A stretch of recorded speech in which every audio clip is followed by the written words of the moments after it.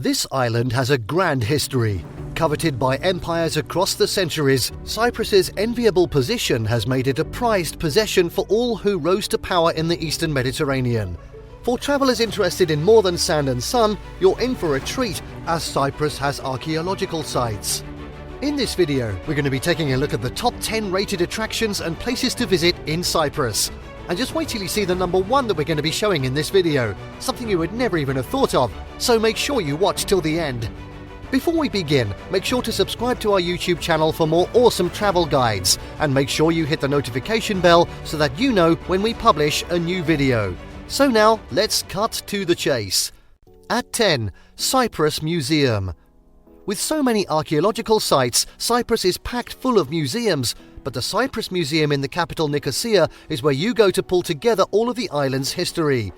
Extremely well curated, the museum takes visitors on a journey from the Neolithic age right up to the Ottoman era, using beautiful artifacts to show the sophisticated artistry of each period.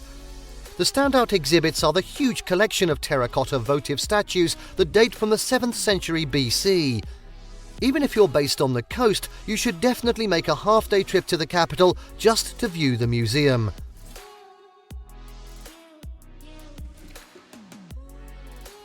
At 9, House of Dionysus.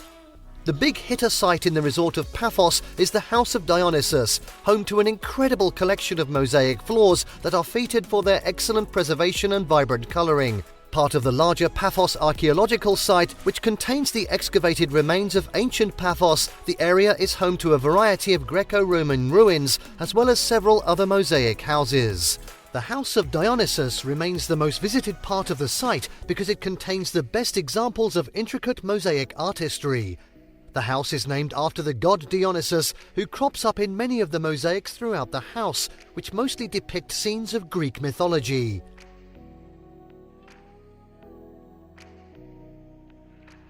At 8, Troodos Villages. The Troodos Massif in the hill region of the southwest are packed full of pretty villages full of stone-cut traditional houses and cobblestone alleys.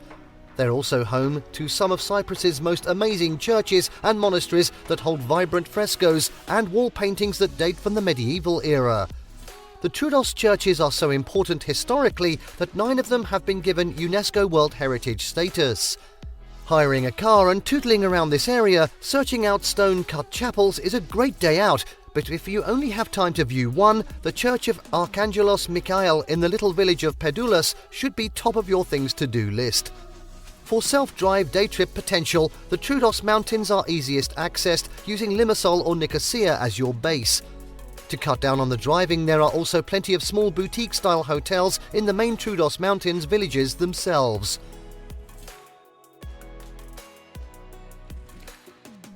At 7, Cape Greco. Even along Cyprus's buzzing south coast, there are regions where you can escape the crowds.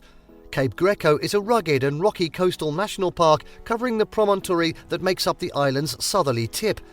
There's a variety of walking trails here that start just east of the resort of Agia Napa. The longest trail winds across the rocky headland with staircases at points along the cliff where you can descend to swim by the sea caves, and ending at the tiny cove of Konos Beach where you can cool off with another swim after your walk. There is a wonderful variety of local flora here, particularly many of Cyprus's endemic wild orchids that bloom in early spring, but the real highlight is the absolutely gorgeous coastal scenery with azure blue sea beyond. Nice.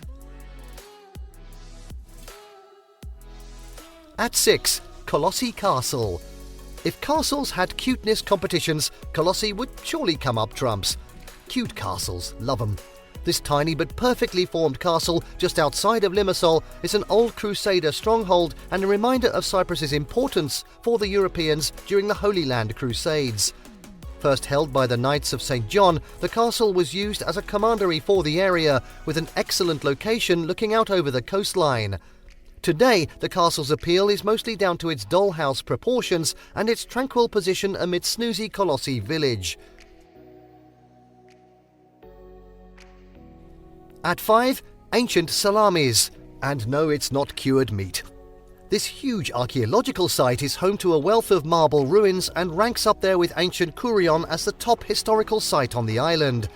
Wandering along the dirt tracks of Salamis between sets of ruins from a muddle of different time periods is a lesson in the vast history of Cyprus. Grand Hellenistic statuary, missing their heads, which were lopped off by overzealous Christians, sit amid the ruins of the gymnasium. Two substantial ruins of Byzantine churches stand amid fields of wild fennel and weeds, and a humongous reservoir area showcases the engineering ability and management of what must have been a grand ancient city. Ancient Salamis is in North Cyprus and is easily combined with a day trip to Famagusta.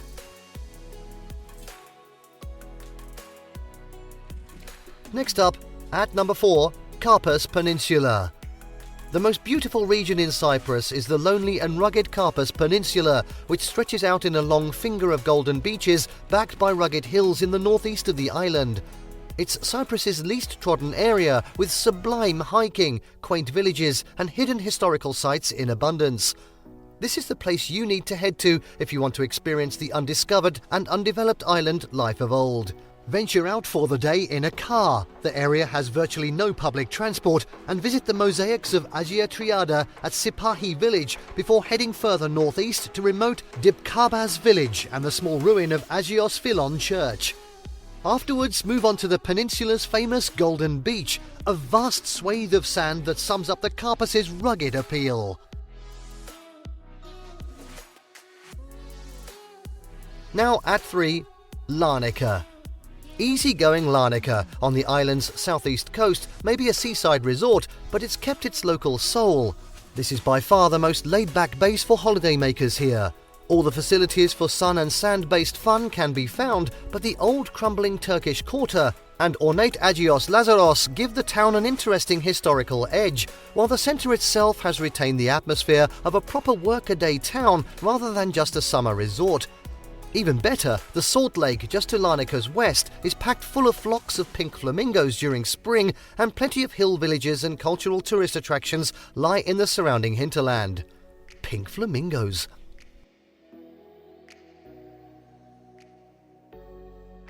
At number 2, St. Hilarion Castle.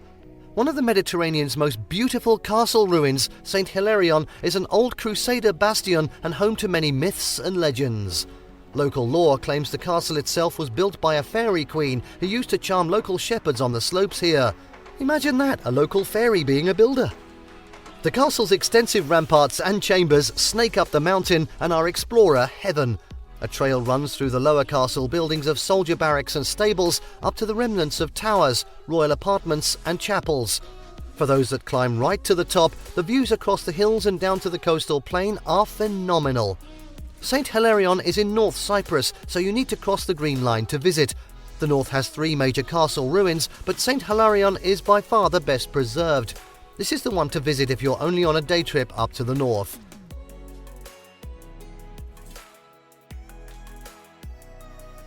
And finally, at number 1, it's Ancient Kourion.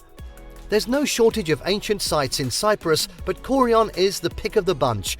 Exploring the grand monuments and mosaics here is one of the best things to do in Cyprus. Romantically situated across a coastal cliff with tumbling views of the countryside and Mediterranean below, it's a magical place. The entire site is vast, but the most famous places to visit here are the theatre and the House of Dionysus, which holds a clutch of fine, well-preserved mosaics. For those with more time up their sleeves, the large Byzantine Basilica area is wonderfully picturesque with its tumbled columns and scraps of mosaic floor.